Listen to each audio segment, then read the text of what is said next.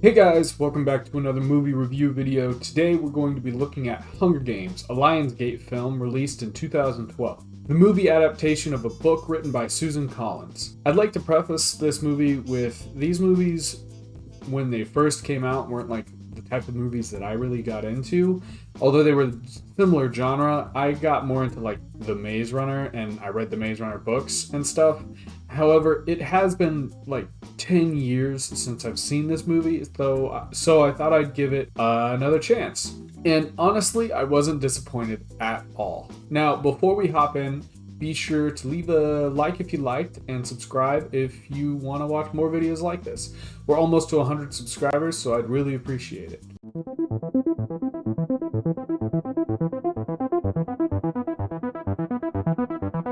The movie begins with some text and a black background that genuinely gives me the vibes of like a documentary and less like a movie. Anyways, the text explains that the nation of Panem is divided into 12 districts ruled by the capital.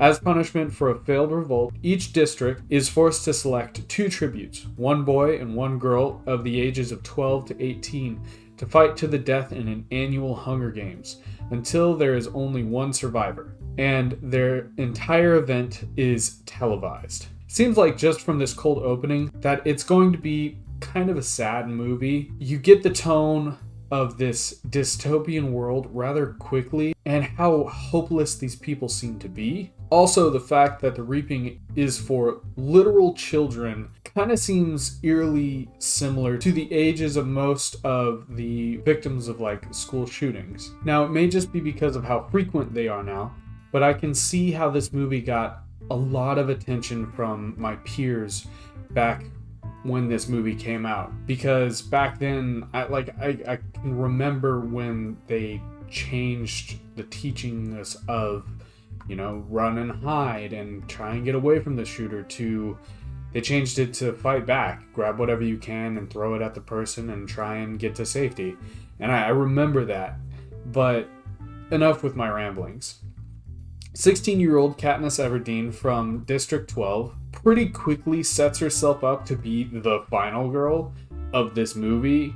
She's extremely adept with a bow and survival skills and seems to be innately good at inspiring hope. Anyways, Katniss spends some time before the reaping getting herself and her sister ready. This is her sister's first year of the reaping, and she's understandably terrified. Eventually, they go to the reaping, and lo and behold, Katniss's sister gets reaped.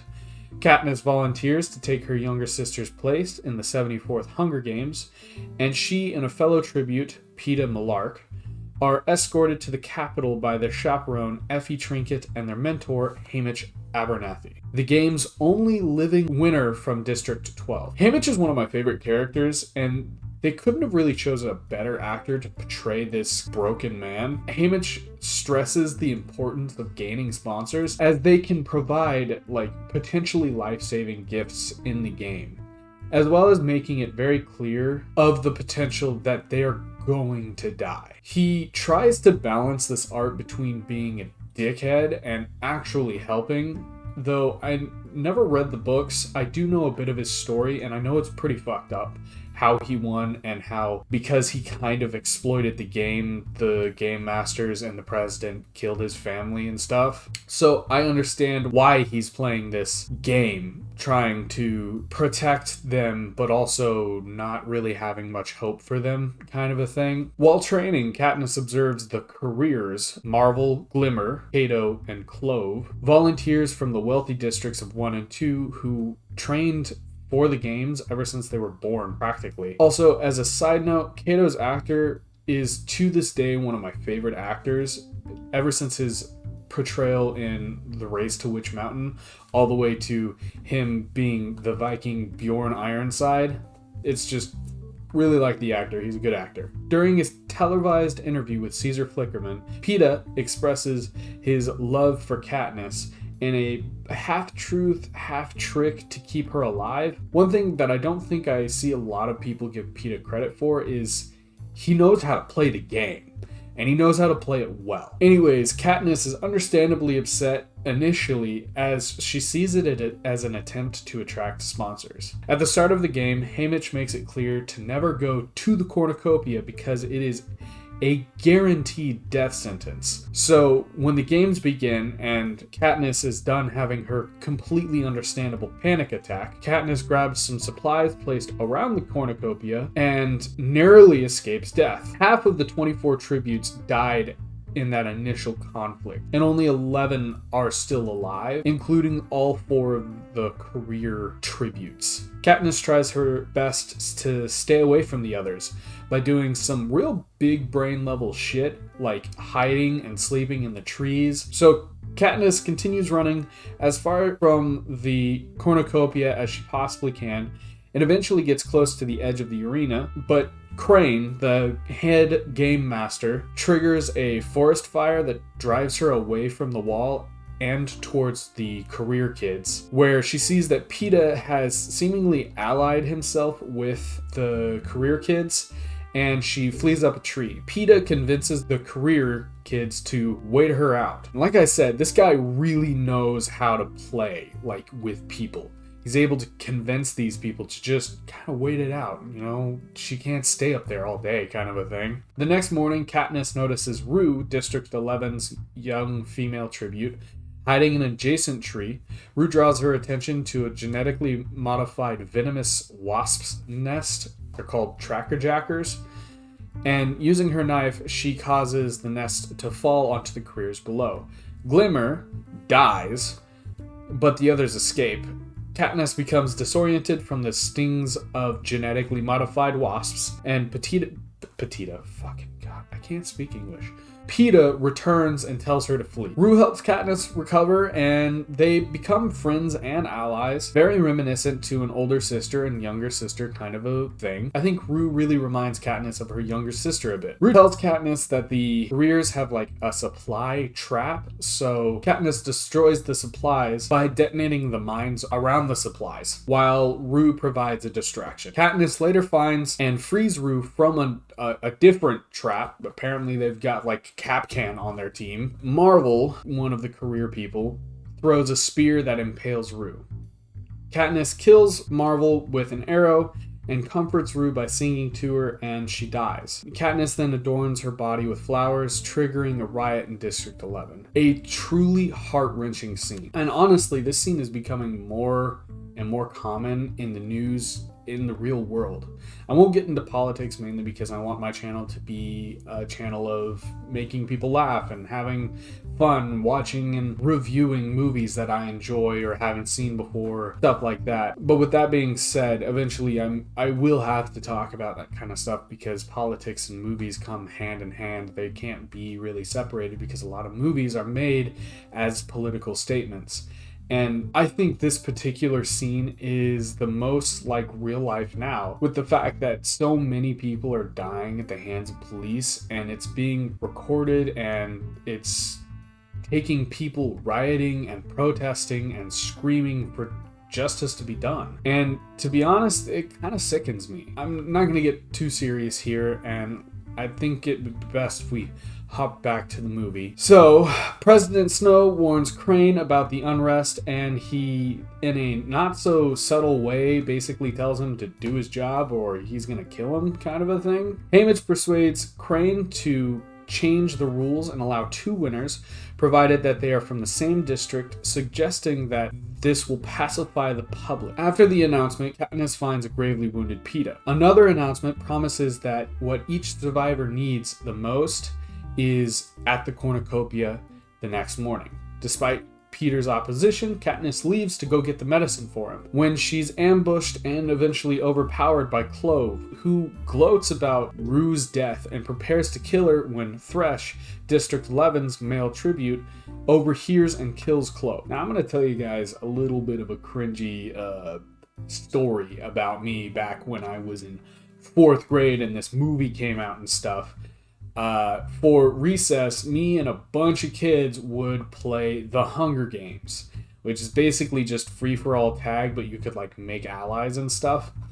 And I was always Thresh because I really liked how he protected Katniss. I don't know. I was a weird kid. I can't really explain it. I just was a weird kid, man. Anyways, he spares Katniss this one time for Rue's sake, and the medicine she gets pretty much heals Peeta overnight. While hunting for food, Katniss hears a cannon go off, signaling the death of somebody. So she races over to Peeta, who was unwittingly collecting deadly nightlock berries. They then discover Foxface, District 5's female tribute, poisoned by the nightlock that she had collected. And something that I don't see a lot of people talk about is that she 100% committed suicide. One thing that they emphasize when they're doing their montage of each tribute training is that she is very good at identifying poisonous stuff. She knows what the plants are and things.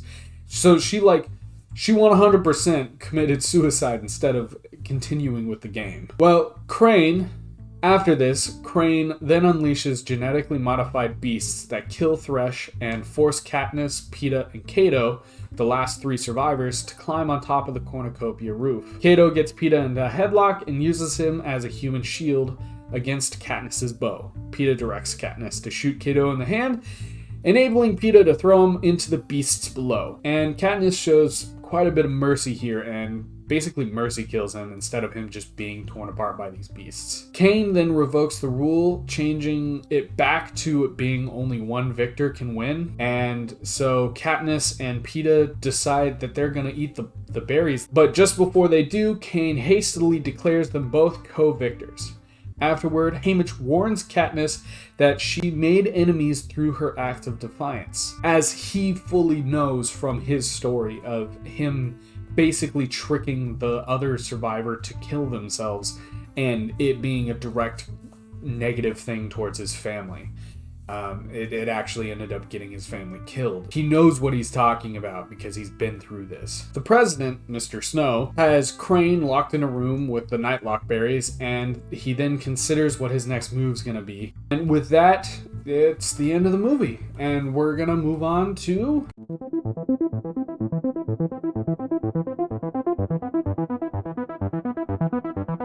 So, do I think this was a good movie? Most definitely.